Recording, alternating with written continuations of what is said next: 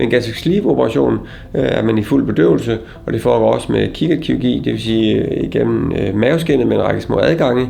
Der går vi så ind og laver mavesækken, i stedet for at den er sådan mere sækformet, så bliver den lavet til et rør. På engelsk vil man gerne kalde det et ærme, altså et sleeve, så det bliver til en gastric sleeve.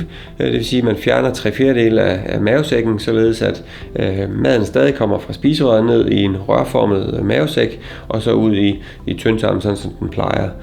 Men i og med, at mavesækken er mindre og mere rørformet, så er der mindre plads, og maden kommer hurtigere ud i tyndtarmen.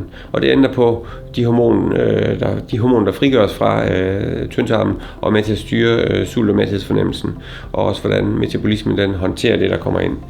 Dermed får man et langvarigt vægttab, lige det man ser ved gastric bypass.